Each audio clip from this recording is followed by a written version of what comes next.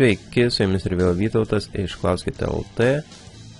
Šiandienos pamokėlė aš jums parodysiu, kaip reikia susikonfigūruoti savo Xbox 360 joystico USB adapterį, kuris jungiasi prie Windows, ir tada galite naudoti Xbox 360 kontrolerį, joysticką su savo kompiuteriu ir žaisti kompiuterinius žaidimus ant savo kompiuterio naudodami Xbox joysticką.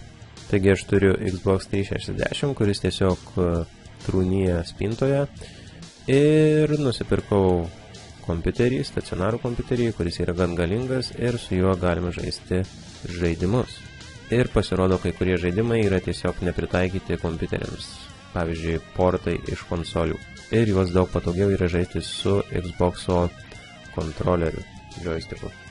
Taigi, norint pasijungti Xbox'o kontrolerį, jums reikia specialaus adapterio, USB adapterio, tiesiog jisai jungiasi prie kompiuterio, paprastas USB, ir kitame gale matome yra dėžutė su mygtuku, ir kai suinstaliuosite šį aparatą savo kompiuteryje, galėsite pajungti Xbox joysticką ir naudotis juo žaisdami žaidimus.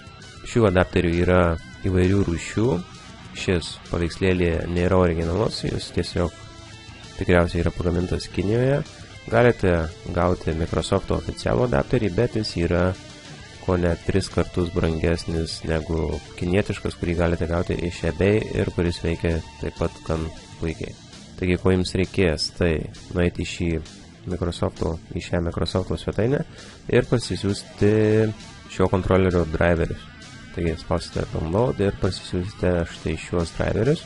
Tada pajungsite prie kompiuterio štai šį aparatą USB ir tikriausiai jisai neveiks.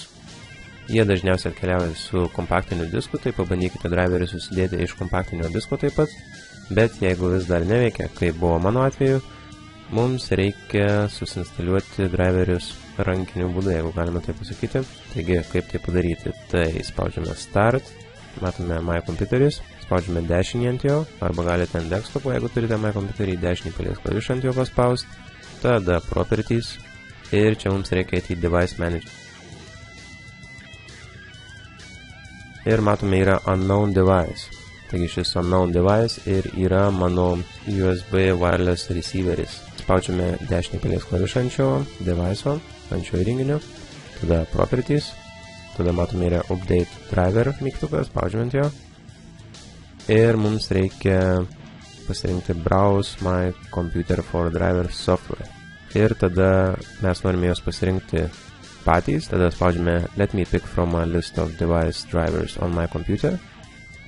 Ir čia mums reikia susirasti Microsoft. Tiesiog spaudžiame M raidę, kad nušaukti prie Microsoft. Tai yra M raidės. Ir matome Microsoft Common Controller for Windows Class. Pasižymime šį meniu, spaudžiame Next. Ir man reikia dabar susirasti wireless receiveris. Šis aparatas vadinasi. Instrukcijas, kaip tai viską padaryti, irgi paliksiu šio video aprašyme. Pasirinkame wireless receiver for Windows, versija 2.1 ir spaudžiame Next. Tada spaudžiame Taip.